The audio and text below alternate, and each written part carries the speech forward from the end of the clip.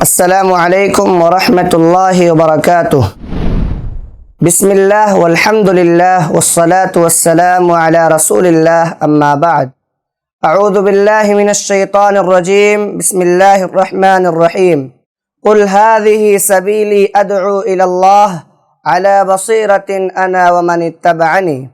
محترم ناظرین کرام، میں نے سورہ یوسف کی آیت نمبر 108 آپ کے سامنے تلاوت کی ہے۔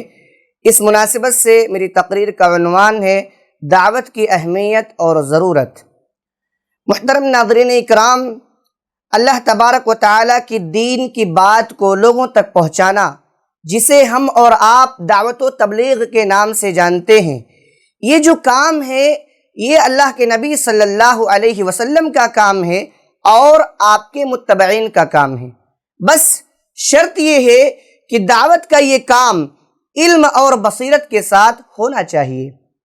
اللہ تعالیٰ نے سورہ یوسف کی آیت نمبر 108 میں فرمایا، قُلْ هَذِهِ سَبِيلِي أَدْعُو إِلَى اللَّهِ عَلَى بَصِيرَةٍ أَنَا وَمَنِ اتَّبَعَنِي۔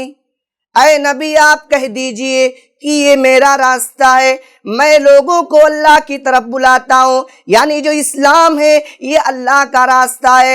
ادعو الی اللہ، میں اللہ کی طرف لوگوں کو بلاتا ہوں، علی بصیرت، بصیرت کے ساتھ، علم کے ساتھ، انا ومن اتبعنی، میں یہ کام کرتا ہوں اور میرے متبعین بھی یہ کام کرتے ہیں۔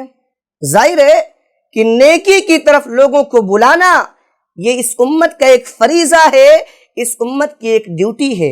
اللہ تعالیٰ نے سورہ آل عمران کی آیت نمبر 110 میں فرمایا، کنتم خیر امت اخرجت للناس تأمرون بالمعروف وتنہون عن المنکر۔ اے مسلمانوں، تم دنیا کی سب سے بہترین امت ہو، تمہیں دنیا میں اسی لیے نکالا ہی گیا ہے کہ تم بھلائی کا حکم دو، برائی سے منع کرو۔ یہی وجہ ہے کہ قرآن مجید کی سب سے چھوٹی صورتوں میں سے سورۃ العصر کے اندر اللہ تعالیٰ نے کامیابی کی جو 4 شرطیں بتائی ہیں کہ سارے کے سارے انسان گھاٹے میں ہیں سوائے ان لوگوں کے جو ایمان لائے، دوسرے نیک عمل کیے، اور تیسرے وہ وَتَوَاصَوْا بِالْحَقِّ، حق بات کی وصیت کرنے والے، حق بات کو ایک دوسروں تک پہنچانے والے، وَتَوَاصَوْا بِالصَّبْرِ، اور صبر کی بھی ایک دوسرے کو وصیت کرنے والے، یعنی اس راہ میں ان کو صبر کرنا پڑے گا۔ محترم ناظرین، دعوت، اللہ کے دین کی بات کو پہنچانے کی اہمیت کا اندازہ آپ اس حدیث سے لگائیے۔ صحیح بخاری 3461 نمبر کی حدیث ہے، آپ صلی اللہ علیہ وسلم نے فرمایا، بلغوا عنی ولو آیہ۔ اے مسلمانوں، اے لوگو، میری ایک بات بھی، میری ایک حدیث بھی، میری ایک آیت بھی اگر تمہیں معلوم ہو جائے تو دوسروں تک پہنچا دو۔ غور کیجئے۔ اسی طرح آپ دیکھیں حضرت مالک ابن حویرث رضی اللہ تعالی عنہ کے بارے میں آتا ہے کہ جب یہ اور ان کے ساتھی آپ صلی اللہ علیہ وسلم کے پاس دین کی بات کو سیکھنے کے لیے آئے اور کچھ عرصے تک رہے، اور جب ان کے جانے کا وقت آیا تو آپ صلی اللہ علیہ وسلم نے فرمایا، صحیح بخاری کی 6008 نمبر کی حدیث ہے، آپ نے فرمایا، ارجعوا الی اہلیکم فعلموہم ومروہم، تم اپنے گھر جا کر کے جو دین کی باتیں مجھ سے سیکھے ہو دوسروں کو بتانا، دوسروں تک پہنچانا۔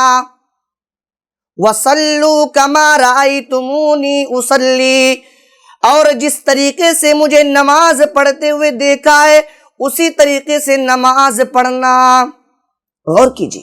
اسی طرح آپ دیکھیں ترمذی کی 3657 نمبر کی حدیث ہے، آپ صلی اللہ علیہ وسلم فرماتے ہیں، نَضَّرَ اللَّهُ امْرَأً سَمِعَ مِنَّا شَيْئًا فَبَلَّغَهُ، اللہ تبارک و تعالی اس انسان کے چہرے کو تر و تازہ رکھے گا جو دین کی باتوں کو لوگوں تک پہنچاتا ہے، کما سمع، جیسا سنے ویسا دوسروں تک پہنچائے۔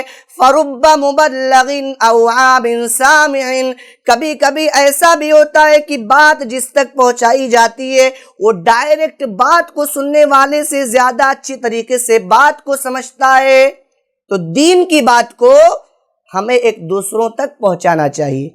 اور ایک چیز، بھلائی کی بات اگر ہم ایک دوسرے کو بتاتے ہیں، اگر وہ اس پر عمل کرتا ہے تو ہمیں اس کا بھی ثواب ملتا ہے۔ اس لیے محترم ناظرین، ہم دیر نہ کریں، دین کی بات کو دوسروں تک پہنچائیں۔ اللہ رب العالمین سے دعا ہے کہ بار الہی ہمیں دین کی بات کو، دعوت و تبلیغ کو لوگوں تک پہنچانے کی توفیق عطا فرمائے۔ آمین۔ والسلام علیکم ورحمۃ اللہ وبرکاتہ۔